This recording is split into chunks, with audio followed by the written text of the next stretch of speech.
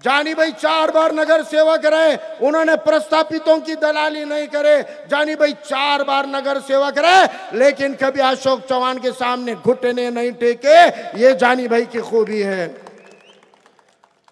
जानी भाई को बोलना आता कि नहीं आता नहीं मालूम, लेकिन जानी भाई को ठोकना आता है, और ठोकने वाला माजी नगर सेवक आज वंचित बहुजन आघाड़ी में जुड़ा है। वंचित बहुजन आघाड़ी खाली भाषण करती है ऐसा नहीं है, यहाँ पे भाषण भी होता है, यहाँ काम भी होता है, और जरूरत पड़ी तो ठोका ठाकी भी होती है। इसलिए आने वाले वक्त में यह सब चीजों की तैयारी रखनी पड़ेगी। हम राजनीति की सूरत बदलना चाहते हैं, हम राजनीति, क्रिमिनल की राजनीति हटाना चाहते हैं, लेकिन नाइंसाफी के खिलाफ में डट कर लड़ने की राजनीति खड़ा करना चाहते हैं। अगर कोई जालिम जुल्म करेगा तो उस जालिम को ठोकने का काम वंचित बहुजन आघाड़ी जरूर करेगी।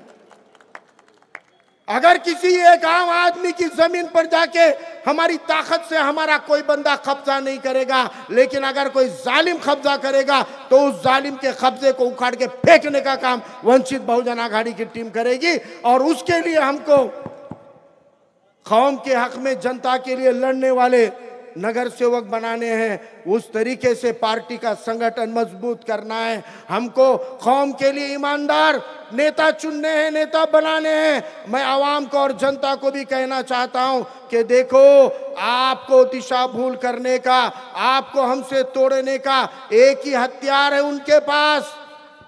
क्योंकि औरंगाबाद के पैठन से धोती लोटा लेके आए वाले शंकरराव चौहान की आल औलादों ने हजारों करोड़ की प्रॉपर्टी आपको और हमारे से वोटों को बेचकर कमाई है, और वही पैसा बांटकर गांधी जी गलियों में छोड़कर वो वंचित को हराने की साजिश करते हैं। मैं आपसे कहना चाहता हूं, ये इलेक्शन अपने वजूद का इलेक्शन है। ये इलेक्शन बुलडोजर की राजनीति को रोकने का इलेक्शन है। ये इलेक्शन अपने अस्तित्व को मनवाने का इलेक्शन है। ये इलेक्शन आरएसएस और भाजपा के साथ दो हाथ करने का इलेक्शन है। इस इलेक्शन के अंदर आप मजबूती के साथ वंचित बहुजन आघाड़ी के साथ खड़े रहिए। इस इलेक्शन में गांधी को भी नहीं चलने देना है और गोडसे को भी नहीं चलने देना है। गोडसे और गांधी को रोकने की ताकत सिर्फ अगर किसी में है, फुले शाहू अंबेडकर में है। इसलिए फुले शाहू अंबेडकर का विचार और उसको मियां भाई की साथ अगर मिल जाती है तो यकीन मानिए इस नांदेड़ के सुनहरे दिनों को वापस लाने का काम करेंगे। और यहाँ पर आवाम की हुकूमत कैसे काम करती है, आवाम के नुमाइंदे कैसे काम करते हैं। ये जो प्रशासन मस्ती में आया है ना, जो अभी आके बोले हमारे पैसे मिले नहीं, अरे तुम एक घर के एक गली की क्या बात कर रहे। ये अशोक चौहान के चेले चपाटों में दम नहीं था। 2024 के पिछले साल के 14,887 पूरग्रस्तों के सर्वे में आए वाली यादी को बोगस यादी बोल के दबाने का काम इन्होंने किए थे। वंचित बहुजन आघाड़ी के एक दनके के अंदर 14,887 लोगों के खाते में पैसे डालना पड़ा।